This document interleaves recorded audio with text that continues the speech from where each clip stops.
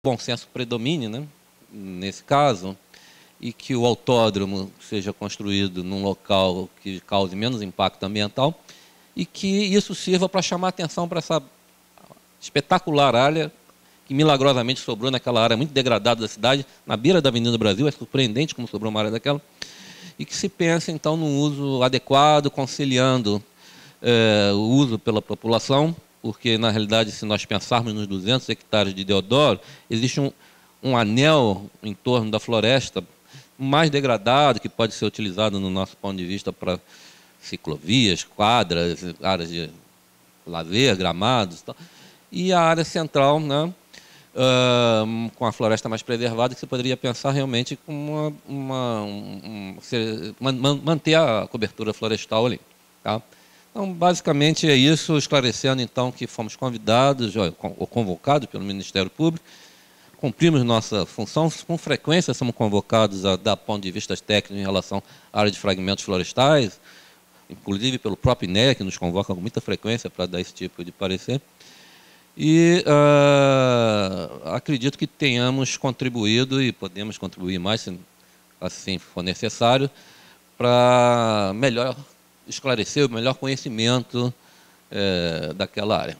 Okay? Muito obrigado. Vou passar a palavra então para o pesquisador Haroldo Lima, que vai fazer uma apresentação um pouco mais técnica sobre a nossa percepção da importância ambiental daquela área da Floresta de Deodoro.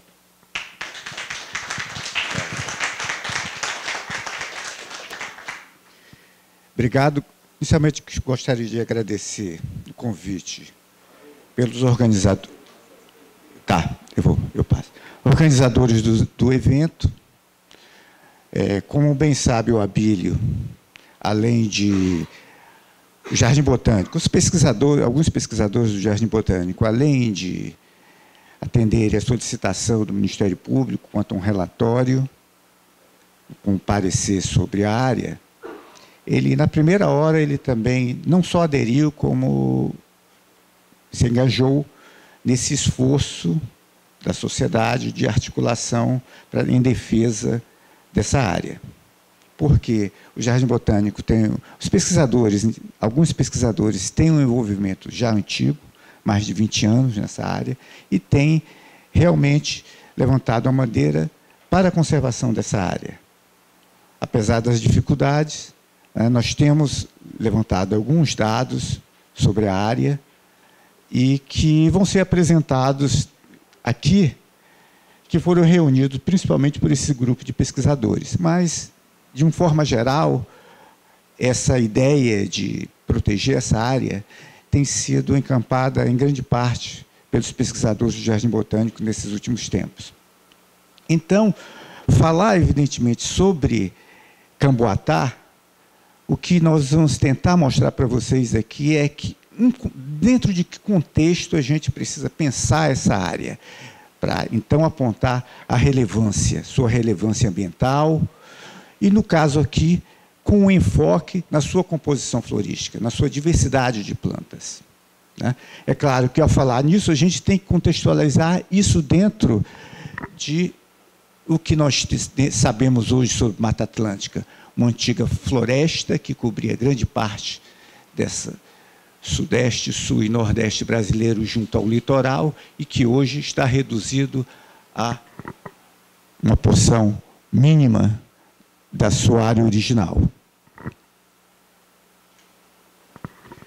Mas nós temos que avançar mais um pouco do que isso. Afinal, o que é essa floresta nessa região no estado do Rio de Janeiro? Para, então, contextualizarmos o que é a floresta, qual a importância da floresta do fragmento de Camboatá. Então, como vocês podem ver, em verde claro, nós temos as florestas que nós chamamos de florestas úmidas, florestas ombrófilas, que, em grande parte, cobria as formações, as áreas montanhosas na Mata Atlântica, ao longo da zona costeira. E você tem essa formação mais um tom ocre, que eram as florestas mais secas ou florestas estacionais, que também ocorriam nessa área do Rio de Janeiro. E uma situação muito particular é essa região aqui, no município do Rio de Janeiro, onde você tem, pelas condições locais, uma mistura dessas duas florestas, além de outras fitogenomias não florestais.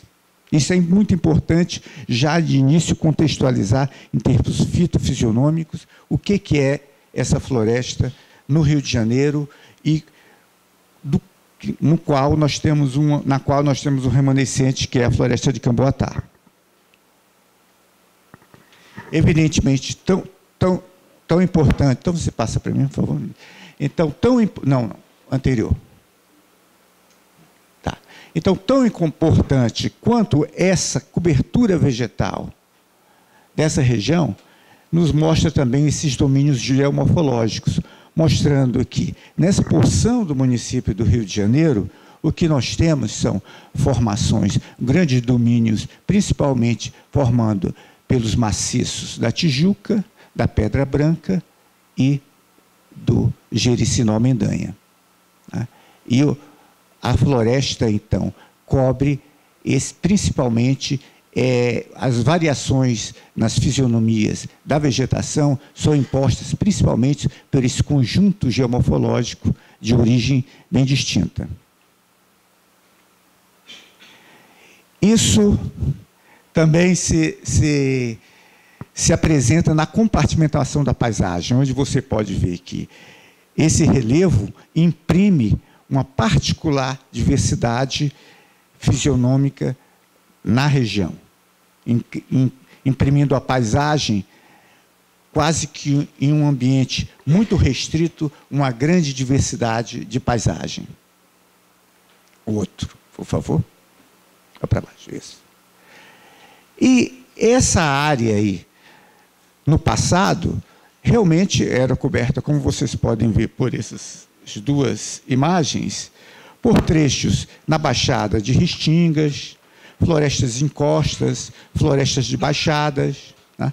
Muitas vezes integrando uma composição florística relacionada com os ambientes mais úmidos e ambientes mais secos, ou seja, as florestas ombrófilas e florestas estacionais muito próximas, porque, principalmente em decorrência dessa diversidade de paisagem, geomorfologia, ou seja, origens diversas desses maciços e das planícies, das terras baixas, das zonas costeiras e também da diferença ao longo do tempo, das florestas e dos diversos ambientes que colonizaram esse espaço físico. Outro, por favor. Evidentemente que o processo dos últimos 500 anos, principalmente, foi drástico em cima dessa paisagem, em cima dessa cobertura florestal existente no município do Rio de Janeiro. Vários ciclos, pau-brasil, cana-de-açúcar, café, pecuária, expansão urbana, dilapidaram em grande parte dessa floresta. E hoje, o que resta, a próxima, por favor, um pequeno reduto, principalmente cobrindo esses maciços, esses três maciços. E a floresta, as terras baixas, foi praticamente toda suprimida na sua vegetação original. Próximo, por favor.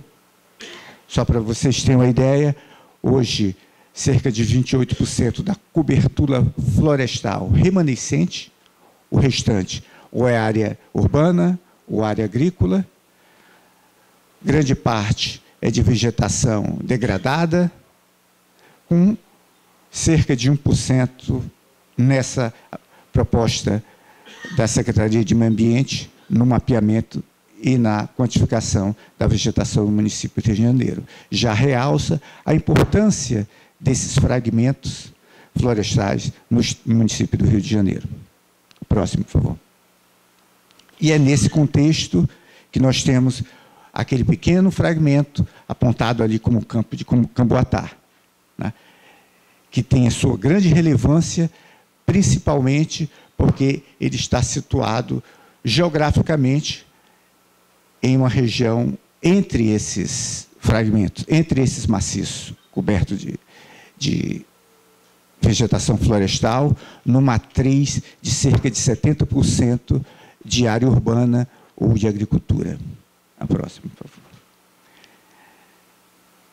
Para que vocês tenham uma ideia, foram poucos esses fragmentos de remanescentes de florestas de terras baixas. Nós temos alguns fragmentos, mas que já estão em áreas de encosta, nessa situação que vocês podem ver, ou nessas pequenas colinas, mas esse aspecto em terras baixas, de pequena elevação, um dos poucos remanescentes, realmente é a floresta de Camboatá. Essa imagem, por si só, ela já mostra a importância de um fragmento de terras baixas, hoje, no município do Rio de Janeiro. Não precisa falar mais nada sobre a importância do fragmento, quando você, dentro do contexto do que sobrou de florestas de terras baixas, ele é quase, posso dizer, o único remanescente. Próximo, por favor.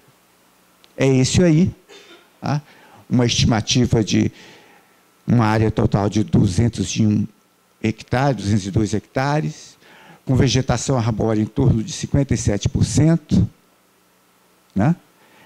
E que, como antecedente dessa área, nós temos que cerca de 1912 era uma fazenda, Camboatá, com esse remanescente, que foi adquirido pelo Exército Brasileiro, né?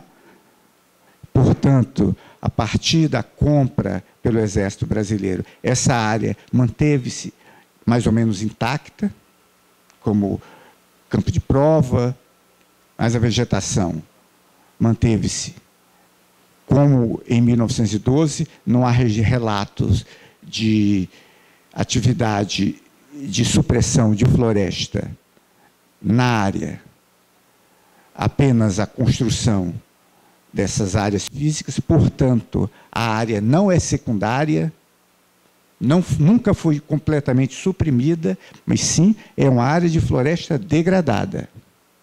Ok?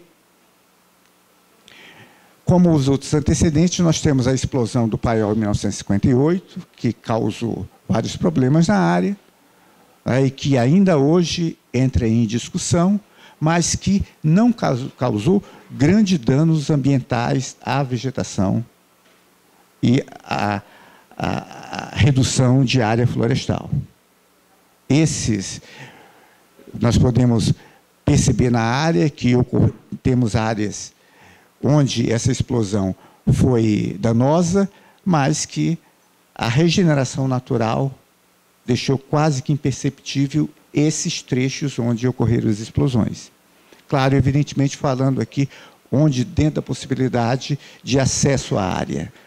A equipe do Jardim Botânico não conseguiu percorrer toda a área. Tá ok, obrigado. Tá? E outro antecedente importante de relatar aqui foi o inventário florístico realizado por uma equipe do Jardim Botânico já em 1986, que já naquele momento levantava a questão sobre a importância de preservação e proteção dessas áreas como um importante remanescente que tinha fortes implicações nas conexões florestais com os outros maciços florestais do município do Rio de Janeiro. Próximo, por favor. Esse fragmento, a partir do relatório analisado pela equipe, destacou principalmente 6 fragmentos, né, mais que uma área onde está escrito CC lá, uma área onde há um adensamento maior, onde há maior diversidade e onde a floresta está em melhor estado sucessional. Portanto, esse núcleo aí não é uma floresta tão degradada como tem sido apontado em alguns relatos ou em alguns relatórios. Próximo, por favor. E a partir da entrada na área, muito rápido, porque não conseguimos realmente realizar um trabalho muito criterioso na área, devido a não só a presença do material, dos artefatos bélicos, mas também com a dificuldade de acesso alguns locais, mas, de uma maneira geral, nesse levantamento, já foi possível reconhecer 122 espécies de árvores importantes nesse ambiente de Mata Atlântica, entre as quais essas Pseudopiptadenia brósimo, ocótia, astrônio, anadenantera e xilópis, que são espécies abundantes na Mata Atlântica, também são abundantes aqui. E algumas delas são espécies remanescentes e que hoje encontram-se em populações bastante reduzidas nas terras baixas do estado do Rio de Janeiro, não é do município, né? Mas também merece destaque na composição florística da área, jacarandá, algumas outras espécies que estão na lista ameaçada de extinção ou são consideradas espécies madeireiras de grande e que no passado foram muito utilizadas. Entre elas, da alberja nigra e a Puleia leocarpo, o jacarandá caviúna e a garapa. Mas, evidentemente, isso a gente está dando um enfoque com a formação florestal. Mas a área encontra-se em uma diversidade de ambientes, né, que vão desde pequenas áreas periodicamente inundadas, onde você tem uma vegetação brejosa, mas há um predomínio de uma floresta. A próxima, por favor. Relativamente com indivíduos de porte razoável e que tem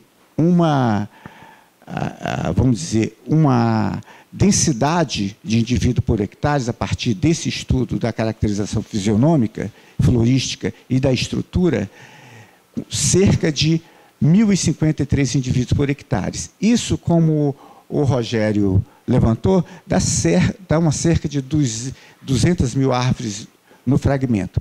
Isso considerando que o estudo não foi realizado numa área de melhor estágio de sucessional.